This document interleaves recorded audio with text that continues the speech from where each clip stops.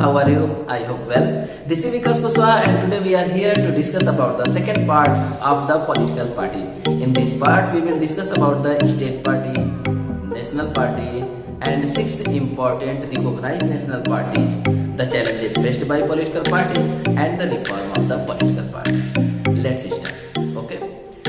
Friends, अगर आप एक ऐसे देश में रहते हो जहां पे डेमोक्रेसी चलता है और वो भी डेमोक्रेसी फेडरलिज्म के बेसिस पे होता है, तो 2 तरह की पार्टी आमतौर से आप पाते हो। एक पार्टी जिसे बोलते हैं नेशनल पार्टी और दूसरा पार्टी जिसे बोलते हैं स्टेट पार्टी। ठीक है, एक बड़ी पार्टी, नेशनल पार्टी का मतलब एक बड़ी पार्टी जिनका अलग अलग स्टेट में भी छोटे छोटे उनके यूनिट्स होते हैं और उन सारे यूनिट्स को वही प्रोग्राम पॉलिसी फॉलो करना होगा जो कि नेशनल लेवल पे डायरेक्शन उन्हें दिया जाएगा। इसका आप एक सीधा सा एग्जांपल ले सकते हो। इस समय 2020 की हम बात करते हैं तो हमारे यहाँ सेंट्रल गवर्नमेंट भी भाजपा यानी बीजेपी नरेंद्र मोदी जी वहां पे हैं और अगर यूपी के स्टेट की बात करते हैं तो यहाँ पे जो चीफ मिनिस्टर हैं वो भी बीजेपी के योगी आदित्यनाथ जी हैं। ठीक है, तो इस तरह से इन्हें वही प्रोग्राम पॉलिसी को फॉलो करना होगा जो कि वहां सेंट्रल लेवल पे इन्हें दिशा निर्देश दिया जाएगा। ठीक है दोस्तों, आमतौर से हम बात करते हैं तो इलेक्शन कमीशन जो होता है वो सारे पार्टियों के साथ सेम ट्रीटमेंट करता है, इक्वल बिहेव करता है, लेकिन कुछ पार्टीज होती हैं जिन्हें वो कुछ स्पेशल प्रिविलेजेस देते हैं। इलेक्शन कमीशन उन्हें कुछ प्रॉपर अलग से सुविधाएं देती हैं, जैसे कि यूनिक सिंबल। वो सिंबल का मतलब ये हुआ कि जब भी इलेक्शन होगा तो उस पार्टी के कैंडिडेट ही वो सिंबल को यूज कर सकते हैं, कोई और नहीं। जैसे कमल का फूल हम देखते हैं ये किसका सिंबल है, तो हम सिंपल सी बात करते हैं कि ये बीजेपी का है। कांग्रेस हाथ का पंजा, यानी ये क्या है, ये सिंबल जब भी यूज करेंगे यही पार्टी यूज करेंगे क्योंकि उन्हें ये यूनिक सिंबल प्रदान किया गया है। क्या ऐसे सबको सिंबल प्रदान किया जा सकता है? जी नहीं। इसके लिए उनको एक अपनी अलग से पहचान होनी चाहिए, एक रिकॉग्नाइज्ड के रूप में उन्हें जाना चाहिए। और ये जो इलेक्शन कमीशन है उस पार्टी को रिकॉग्नाइज्ड पार्टी के नाम से जानता है। ठीक है, रिकॉग्नाइज्ड पॉलिटिकल पार्टी, ये हर पार्टी नहीं बन सकती, इसके लिए कुछ खास क्राइटेरिया होता है। वो क्राइटेरिया क्या है? अगर हम उस क्राइटेरिया की बात करते हैं तो वो क्राइटेरिया है जो भी टोटल वोट पड़ता है उसका कुछ परसेंटेज या फिर टोटल जितने भी सीट है उसका कुछ प्रपोर्शन में सीट। और इस क्राइटेरिया के तहत तब जाके कोई पार्टी जो है वो रिकॉग्नाइज्ड पार्टी के रूप में जानी जाती है। जैसे आइए देखते हैं, अगर कोई नेशनल रिकॉग्नाइज्ड पार्टी की बात होती है तो, या फिर पहले हम स्टेट असेंबली की बात करते हैं। अगर स्टेट लेजिस्लेटिव असेंबली के इलेक्शन में अगर कोई पार्टी टोटल जितने भी वोट पड़े हैं उसके 6% वोट और साथ ही साथ प्लस कोई भी 2 सीट अगर वो प्राप्त कर लेती है तो इसे हम बोलेंगे रिकॉग्नाइज्ड स्टेट पार्टी। ये इसका क्राइटेरिया है। सेम इसी तरह अगर लोकसभा इलेक्शन की बात होती है तो लोकसभा इलेक्शन में टोटल वोट का अगर 6% वोट और प्लस कम से कम 4 सीट लोकसभा सीट को अगर कोई पार्टी गेन कर लेती है तो उसे हम बोलेंगे रिकॉग्नाइज्ड नेशनल पार्टी।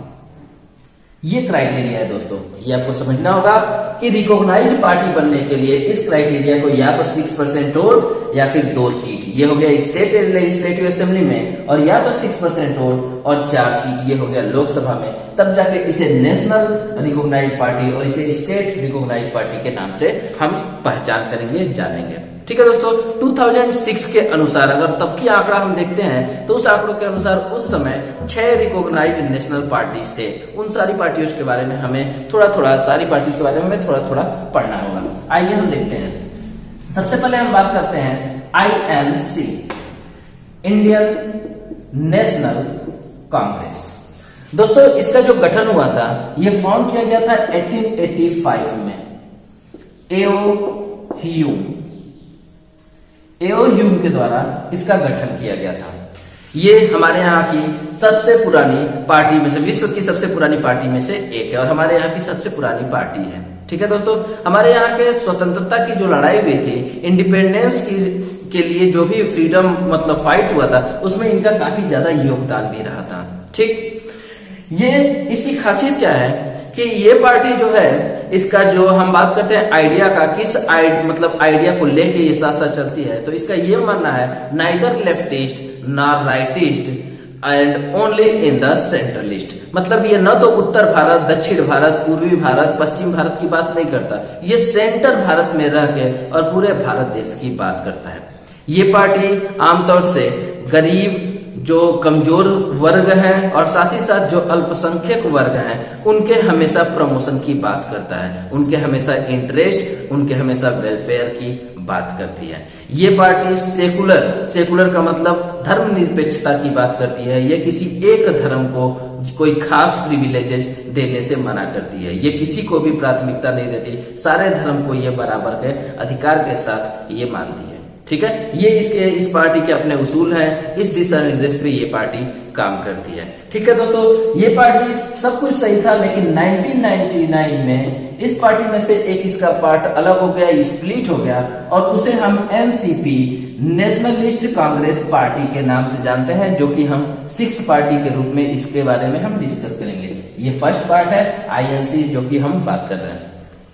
बाद में अगर हम बात करते हैं तो ये अपना एक गठबंधन बनाती है, या फिर ये कह सकते हैं इसका जो अलायंस है उस अलायंस का नाम है यूपीए, यानी यूनाइटेड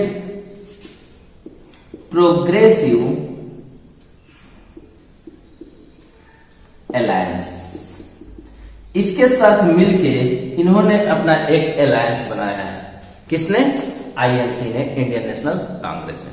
ठीक है दोस्तों, इसका अगर हम निशान की बात करते हैं तो इनकी पहचान, जो चिन्ह है, इनका जो सिंबल है वो है हाथ का पंजा। नेक्स्ट, अब हम सेकंड के बारे में बात करते हैं। सेकंड है भारतीय जनता पार्टी। भारतीय जनता पार्टी, इसका चुनाव जो निशान है, चिन्ह है, वो है कमल का फूल, यानी लोटस। ठीक है दोस्तों, शुरू में इसका नाम था भारतीय जनसंघ। भारतीय जनसंघ ये फाउंड हुआ था कब? ईयर 1980 में। ठीक है दोस्तों, अगर हम बात करते हैं इसके आइडियोलॉजिकली की कि ये किस बेसिस पे काम करता है, इसका मतलब मेन ओरिएंटेशन क्या है, तो इसका दिशा निर्देश है हमारे देश के कल्चर, या ये कह सकते हैं एंशिएंट, जो भी पुराना प्राचीन कल्चर, और साथ ही साथ यहाँ के जो वैल्यूज हैं इनको प्रोटेक्ट करना। ठीक है, हमारे देश की विरासत, हमारे देश की संस्कृति को बचाना, और साथ ही साथ ये हिंदुत्व की बात करते हैं। ये किसी तरह के सेकुलरिज्म की बात नहीं करते हैं, ये हिंदुत्व के प्रमोट करने की बात करते हैं, उनके ज्यादा क्या प्रोटेक्शन की बात करते हैं। ठीक है दोस्तों, इनका कुछ और भी है, इनके कुछ और भी हम कह सकते हैं ओरिएंटेशन है, और वो क्या है कि ये जम्मू कश्मीर को भारत के साथ इंटीग्रेट करना, integration of the Jammu Kashmir with India, और साथ ही साथ हमारे देश में रहने वाले सारे लोगों पे एक यूनिफॉर्म सिविल कोड लागू करना, ये भी इनके क्रियाकलापों के अंतर्गत है, कि मतलब इसी दिशा में इनका काम आगे की तरफ है।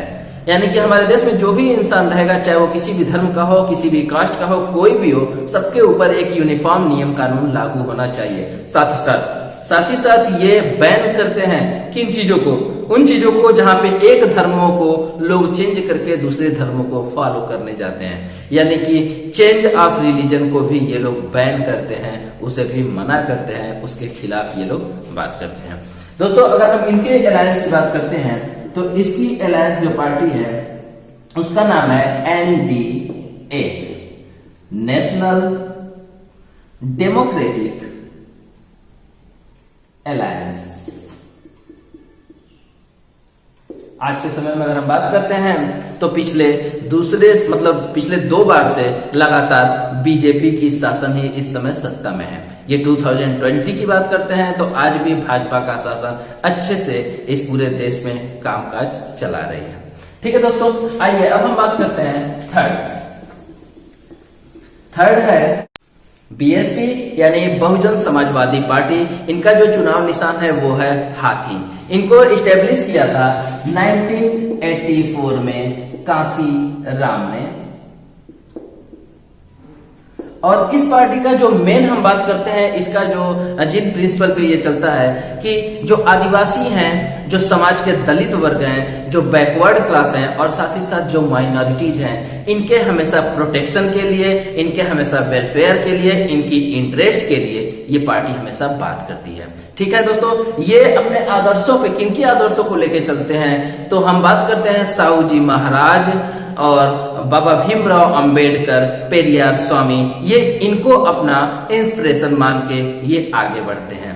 ये हमेशा इनका यही उद्देश्य रहता है कि किसी तरह से समाज में जो दलित वर्ग हैं, जो अप्रेस्ड क्लास हैं, इनको किसी भी तरह से डिस्क्रिमिनेट न होने दिया जाए, और इसके लिए ये लोग हमेशा निरंतर प्रयासरत रहते हैं। ठीक है, फोर्थ हम बात करते हैं। फोर्थ में आता है दोस्तों CPI, communist party of India. Communist party of India दोस्तों, ये 1925 में ये पार्टी बनी थी। आमतौर से ये मार्क्सिस्ट का मतलब जो लोग मार्क्सवादी हैं, यानी मार्क्स के फॉलोअर को मार्क्सवादी बोला जाता है। तो मार्क्सिस्ट, लेनिनिज्म यानी लेनिन को जो फॉलोअर करते हैं उन्हें लेनिनिज्म बोला जाता है। इनके अलावा ये लोग सेकुलरिज्म और डेमोक्रेसी, इनके फॉलोअर हैं। मतलब इस सिद्धांतों को ये साथ में लेके चलते हैं। आमतौर से ये किस सेक्शन को ज्यादा से ज्यादा प्रेरित करते हैं, किसके पे ज्यादा जोर देते हैं, तो वो हुआ जो मजदूर वर्ग है, जो सबसे कमजोर वर्ग है, किसान है और जो लैंडलेस फार्मर है, ये हमेशा इनके ग्रोथ के ऊपर ज्यादा से ज्यादा जोर देते हैं। और ये विरोध करते हैं किस चीज का, कम्युनलिज्म का। ये हमेशा से कम्युनलिज्म, यानी हम जो बात करते हैं कि जगह जगह पे लोग जो होते हैं कम्युनिटी बनाते हैं, या फिर ये हम कह सकते हैं कि ये लोग हिंसा करते हैं, विरोध करते हैं दूसरे रिलीजन का या फिर दूसरे कम्युनिटी का, तो ये हमेशा इन चीजों का खंडन करते हैं, इनकी निंदा करते हैं। ठीक है दोस्तों, लेकिन आगे चल के ये पार्टी कमजोर पड़ गई। कमजोर कब पड़ गई, 1964 में, जब इसमें से एक पार्ट इसका अलग हो गया, जिसका नाम है communist party of India, Marxist, यानी CPI और M। ये पार्टी बाद में 1964 में अलग हो गई, जिसका हम अगले 5th नंबर पे हम डिस्कस करेंगे। तो ये अलग हो गए, तब जाके ये पार्टी कमजोर हो गए। फाइनली इसके बारे में हम कहते हैं तो ये जो CPI है, ये UPA यानी यूनाइटेड प्रोग्रेसिव अलायंस का हमेशा से ये बाहर से समर्थन करती है। हालांकि उसकी मेंबर नहीं बनी है, लेकिन फिर भी उसको बस ये समर्थन देती है। ठीक है दोस्तों, अब हम आगे देखते हैं 5th नंबर पे जो आता है वो है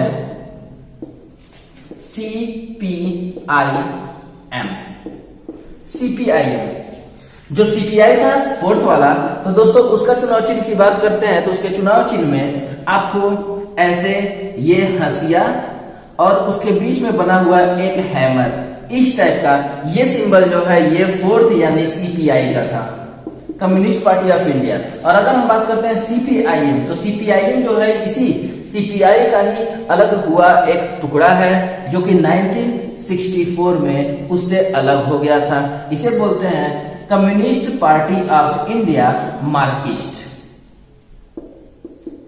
ठीक है, मार्क्सिस्ट।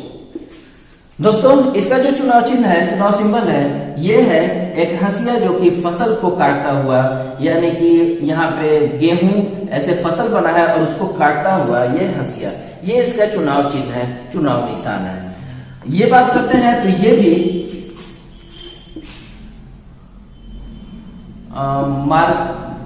मार्क्सिस्ट या मार्क्सिज्म एंड लेनिनिज्म के विचारों को फॉलो करने वाली ये पार्टी है। साथ ही साथ ये भी सेकुलरिज्म की बात करती है, ये सोशलिज्म की बात करती है,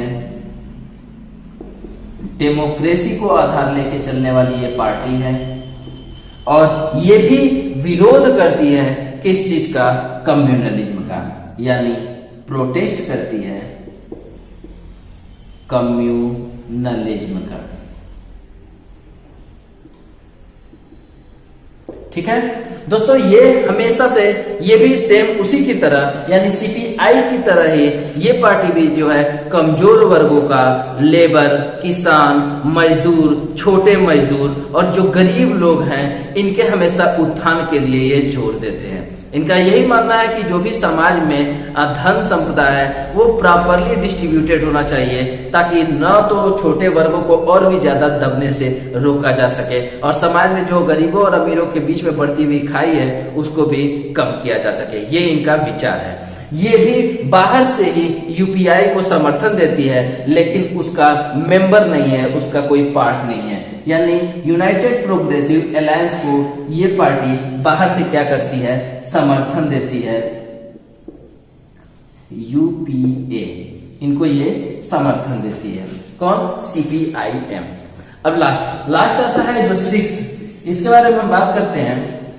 तो ये कांग्रेस आईएनसी से, जो हमने फर्स्ट में बताया था, आईएनसी से एक पार्ट अलग हुआ था जिसका नाम था NCP, nationalist Congress party. Nationalist Congress party ये 1999 में आईएनसी से अलग हुई थी ये पार्टी, और इसका जो चुनाव चिन्ह है वो है घड़ी। घड़ी ये इसका ये चुनाव चिन्ह है। ठीक है दोस्तों, अगर हम इसके बारे में बात करते हैं एनसीपी का, तो ये पार्टी जो है कांग्रेस की तरह ही ये सेकुलरिज्म को बढ़ावा देती है।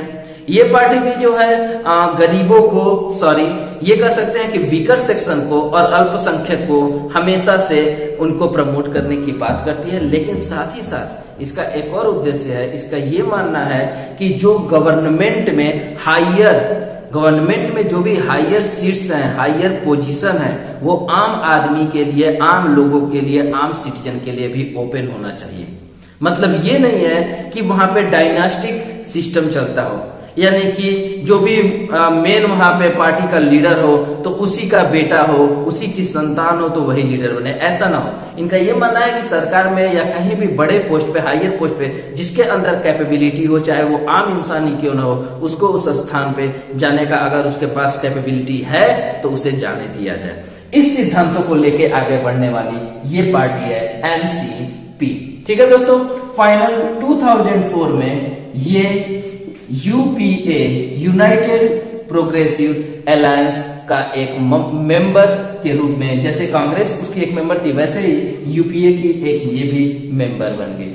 ठीक है दोस्तों, तो कांग्रेस से इसका हमें लगता है बंटवारा भी इसीलिए हुआ था, इसी वजह से हुआ था, क्योंकि इसका ये मानना है कि वहां पे जैसे विरासत के रूप में जो सक्सेशन या डायनास्टिक सक्सेशन चलता है, उसका ये लोग पुरजोर विरोध कर रहे थे कि मतलब आम आदमी, आम इंसान को भी उन बड़े सीटों पे पहुंचने का पूरा से पूरा अधिकार मिलना चाहिए। अगर उसके अंदर वो कैपेबिलिटी है तो उन्हें वहां पे जाने का मौका देना चाहिए, ये इनका मानना था। ठीक है, आइए अब इसी के साथ ये टोटल 6 पार्टियां थी जिन्हें हम नेशनल रिकॉग्नाइज्ड पार्टी के नाम से जानते हैं। किसके द्वारा ये तय किया गया? इलेक्शन कमीशन के द्वारा। आइए दोस्तों, अब हम बात करते हैं कि कौन कौन से ऐसे चैलेंजेज हैं। आमतौर से देखा जाता है पॉलिटिकल पार्टी के सामने कुछ चैलेंजेज भी आती हैं। वो कौन कौन सी चैलेंजेज है जो इन पॉलिटिकल पार्टीज को फेस करना पड़ता है। ठीक है, तो सबसे पहले चैलेंजेज में सबसे जो फर्स्ट आता है वो है इंटरनल डेमोक्रेसी। ये क्या कहता है दोस्तों? हर पॉलिटिकल पार्टी के अंदर ये सबसे बड़ा चैलेंज है इंटरनल डेमोक्रेसी। मतलब ये हुआ कि पार्टी के जो भी फैसला लेने का अधिकार है वो केवल कुछ ही हाथों में है या कुछ बड़े नेताओं तक ही सीमित है। यानी उस पार्टी में जो आम मेंबर्स हैं, आम आदमी हैं, आम इंसान है, उनको पता ही नहीं चलता है कि उस पार्टी के अंदर क्या कुछ चल रहा है। किसी भी डिसीजन में इनका कोई रोल नहीं होता। न तो कहीं वहां पे कोई रजिस्टर बना है जहां पे उनका नाम हो, मेंबर्स का लिस्ट में नाम हो, न तो उनका कोई प्रॉपर मीटिंग होता है। इवन उन मेंबर्स को ये भी नहीं पता चलता, मतलब कहने के लिए हाँ वो उस पार्टी के मेंबर हैं, लेकिन किसी भी डिसीजन में उनका कोई भी रोल नहीं होता। यह है इंटरनल डेमोक्रेसी। सबसे बड़ा चैलेंज इस समय पॉलिटिकल पार्टीज को फेस करना पड़ता है। मतलब किसी भी तरह का कोई भी डेमोक्रेसी नाम की चीज उस पॉलिटिकल पार्टी के अंदर नहीं है। यानी एक आम इंसान इंसान जिसके अंदर ज्यादा क्षमता है लेकिन वो आम ही रह के बन के रह जाएगा, और जो मतलब बड़े कुछ फैमिली तक ही जो डिसीजन सीमित हो रही है, तो वो बस हमेशा उन्हीं तक ही डिसीजन सीमित रह जाएगा। हमेशा डिसीजन क्या है वही लोग लेंगे, और आम लोग हैं वो आम की तरह ही पड़े रह जाएंगे, उनको किसी तरह का कोई भी रोल नहीं मिलेगा डिसीजन मेकिंग में। ये वहां का सबसे बड़ा परेशानी है पॉलिटिकल पार्टी के सामने। सेकेंड डायनास्टिक सक्सेशन, इसी से रिलेटेड जो अभी हम बात कर रहे थे। इसका मतलब यह है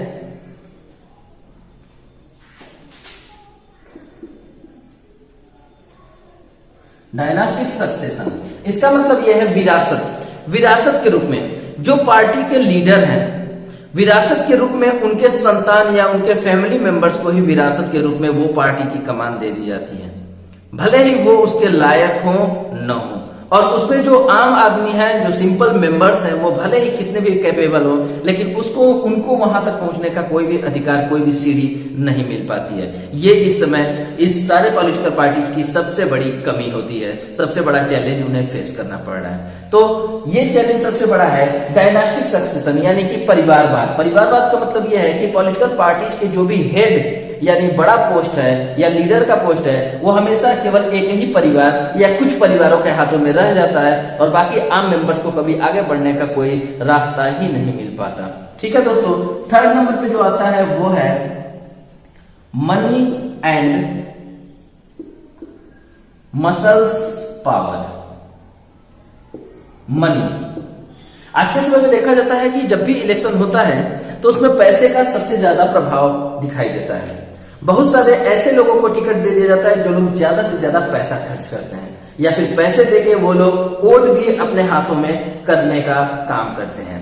और दूसरा, कई बार तो ऐसे लोगों को भी टिकट दे दिया जाता है जिनका क्रिमिनल लोगों से खास संबंध होता है, और क्रिमिनल के प्रभाव से वो लोग टिकट पा जाते हैं और साथ ही साथ वोट भी जीतने का, मतलब इलेक्शन में वोट पाने का भी काम करते हैं। इवन कई बार तो हमें ये भी देखने को मिलता है कि जो टिकट होता है पार्टी का, वो ऐसे लोगों को दे दिया जाता है जो खुद ब खुद क्रिमिनल होते हैं, और अपने क्रिमिनल प्रभाव से, अपने इस मसल्स पावर की वजह से, ठीक है, अपने मतलब प्रभाव इफेक्ट की वजह से ये लोग क्या करते हैं, इलेक्शन को जीत जाते हैं और पूरी तरह से वहां के शासन व्यवस्था को बेकार कर देते हैं।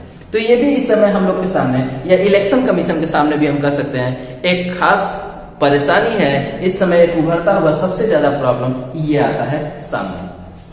फोर्थ नंबर पे जो चैलेंज है पॉलिटिकल पार्टीज के सामने वो क्या है कि चॉइस। चॉइस का मतलब ये होता है कि जो भी वोटर्स हैं, ठीक है, चॉइस इसके आगे आप मीनिंगफुल कर सकते हैं,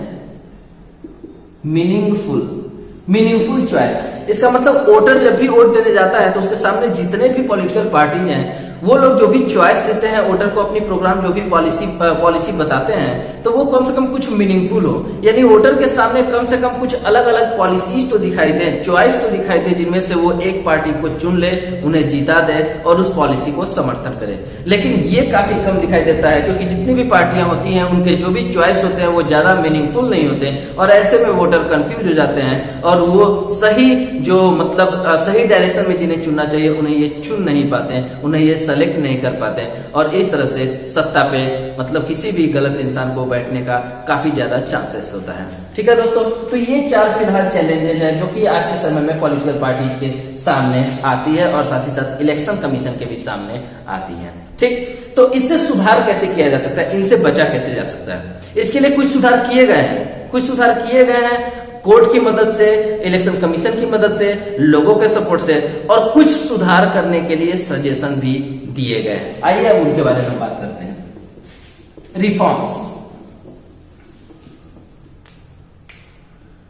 रिफॉर्म्स, सुधार, कुछ सुधार कर दिए गए हैं और साथ ही साथ कुछ सजेशन भी दिए गए हैं। तो हमें इन सब के बारे में पढ़ना है। पहले रिफॉर्म्स की बात करते हैं। आज के समय में अक्सर देखा जाता है, चलिए पहले हम रिफॉर्म्स ही देख लेते हैं। आज के समय में अक्सर देखा जाता है कि बहुत सारी पार्टियां जो होती हैं, बहुत सारे लोग होते हैं, वो क्या करते हैं, पार्टी, बहुत सारे लीडर जो होते हैं एक पार्टी को छोड़ के दूसरी पार्टी में जाते हैं, चेंज करते रहते हैं। किसकी लालच में? या तो कैश, पैसे के लालच में, या फिर मिनिस्टर पोस्ट के लालच में। ये लोग क्या करते हैं, एक पार्टी को छोड़ के दूसरी पार्टी में जाते हैं, एमएलए हो, एमपी हो, कोई भी हो। ऐसे सिचुएशन में इसे बोलते हैं डिफेक्शन। क्या बोलते हैं? डिफेक्शन। तो ऐसे सिचुएशन में एक एंटी डिफेक्शन लॉ बनाया गया है, एंटी डिफेक्शन लॉ। इसके तहत यह है, अमेंडमेंट किया गया है, इसके तहत यानी सुधार किया गया है। इसके तहत यह है कि अगर कोई भी एमएलए या एमपी एक पार्टी को छोड़ के दूसरी पार्टी में जाता है तो तत्काल उसी समय वो जिस भी सीट पे, जिस पे उसका कब्जा हो या जिस सीट पे भी वो चुनाव जीता हो, उस सीट को निरस्त कर दिया जाएगा, यानी उसके प्रभाव से मुक्त कर दिया जाएगा। ये एक बहुत ही अच्छी पहल है और इस तरह से ये डिफेक्शन जो इन लोगों में चलता है उसको रोकने के लिए ये एंटी डिफेक्शन लॉ काफी ज्यादा हद तक कामयाब है। ठीक है दोस्तों। सेकेंड जो रिफॉर्म की बात करते हैं यह है एफिडेविट। एफिडेविट इसका मतलब यह है कि किसी भी कैंडिडेट को अगर इलेक्शन में खड़ा होना है तो इलेक्शन कमीशन ने साफ साफ निर्देश दिया है कि उन्हें एक एफिडेविट वहां पे बयान जारी करना होगा, मतलब एक फाइल करना होगा एफिडेविट, जिसमें उन्हें अपने सारे जितना भी उनका प्रॉपर्टी है उन सब के बारे में डिटेल देना होगा, जितना भी उनके पास इनकम है उन सब का डिटेल देना होगा, और जितने भी सीरियस क्रिमिनल केसेस पेंडिंग में पड़े हैं उन सब के बारे में भी इस एफिडेविट में उन्हें साफ साफ दिखाना होगा। हालांकि दुर्भाग्य है कि अभी उस एफिडेविट को कि वो सही है कि गलत है इसको चेक करने का भी कोई व्यवस्था नहीं किया गया है, लेकिन फिर भी ये कुछ हद तक काफी प्रभावी है। थर्ड आता है कि एक इन लोगों को अपना ऑर्गेनाइजेशनल, इलेक्शन कमीशन ने हर पार्टियों के लिए एक मैंडेटरी कर दिया है ऑर्गेनाइजेशनल इलेक्शन।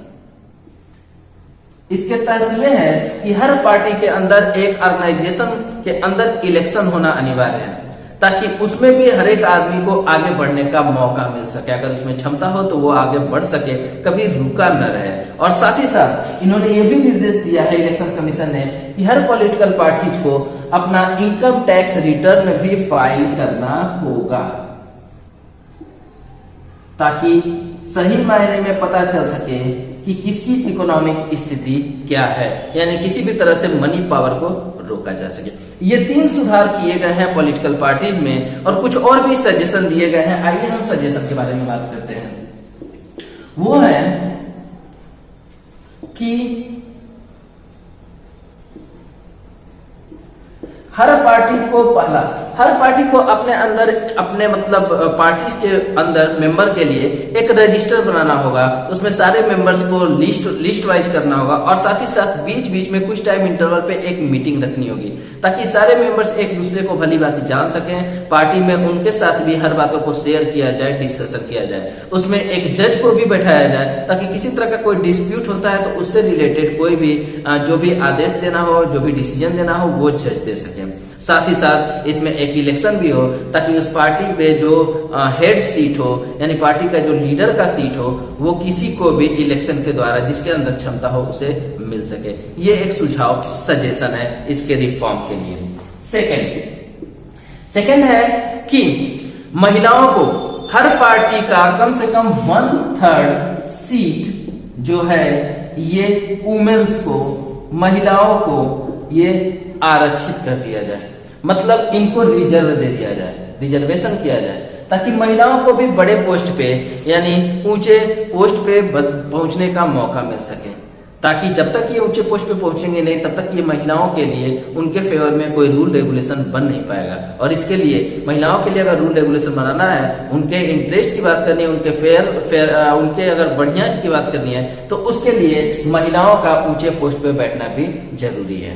तो ये सेकंड पॉइंट कहता है सजेशन में कि 1/3 सीट महिलाओं के लिए सुरक्षित होना चाहिए। और थर्ड ये है कि इलेक्शन के लिए कुछ इलेक्शन फंडिंग की व्यवस्था होनी चाहिए, कुछ इलेक्शन फंड की व्यवस्था होनी चाहिए सरकार की तरफ से, ताकि हर पार्टी जो भी खर्च करती है इलेक्शन के नाम पे, चाहे वो पेपर के रूप में, चाहे वो एडवर्टाइज के रूप में, तो या फिर पेट्रोल डीजल के रूप में, तो उसके लिए कुछ फंड हो, ताकि जो मनी एंड मसल्स पावर की, जैसा कि हम लोग बात किए थे उसमें अभी चैलेंजेस में, तो जो मनी पावर है वो किसी के आगे इन्हें हाथ न फैलाना पड़े, यानी कोई भी अपने मनी का इनके ऊपर क्या इफेक्ट न डाल सके, ताकि हमारा ये समाज मतलब जो भी पॉलिटिकल सिस्टम है इसको करप्ट होने से बचाया जा सके। तो ये थर्ड है, इलेक्शन फंड होना चाहिए ताकि लोग जो है उस फंड से ही खर्च कर सके, किसी और से लेना ना पड़े और किसी और का इनके डिसीजन में आगे चल के कोई बीच में वो अपना मतलब प्रभाव न दिखा सके। ठीक है दोस्तों, फिर से देख लो। फर्स्ट क्या है, एक रजिस्टर होना चाहिए, उस रजिस्टर पे सबका नाम होना चाहिए। इसके अलावा बीच बीच में पार्टी के जितने भी मेंबर्स हैं उनकी मीटिंग होनी चाहिए। एक पार्टी के अंदर जज होना चाहिए जो कि हर डिस्प्यूट का डिसीजन दे, और साथ ही साथ क्या हो, एक इंटरनल इलेक्शन भी होना चाहिए ताकि पार्टी के अपर सीट पे अगर कोई भी काबिल इंसान हो तो उसको वहां पे बैठने का मौका मिल सके। तो ये 3 सजेशन है, इनके द्वारा भी पॉलिटिकल पार्टीज में सुधार की जा सकती है। ऐसा लोगों ने मशविरा दिया, राय दिया। अब आगे ये देखना है कि रिफॉर्म्स के अंतर्गत इनको भी ऐड किया जाता है कि नहीं दिया जाता है। ठीक है दोस्तों, तो इसी के साथ पॉलिटिकल पार्टीज ये पूरा चैप्टर यहीं पे क्लोज होता है, और उम्मीद है कि आपको हर एक पॉइंट बिल्कुल भली भांति समझ में आई होगी। जैसा भी हो आप कमेंट बॉक्स में जरूर करें, और हमारे चैनल को लाइक करें, कमेंट करें, शेयर करें, और जिन लोगों ने सब्सक्राइब नहीं किया है प्लीज सब्सक्राइब करें, बेल आइकन भी दबाएं ताकि आगे आने वाले किसी भी वीडियोज का नोटिफिकेशन आप तक आराम से पहुंच सके। Thank you so much.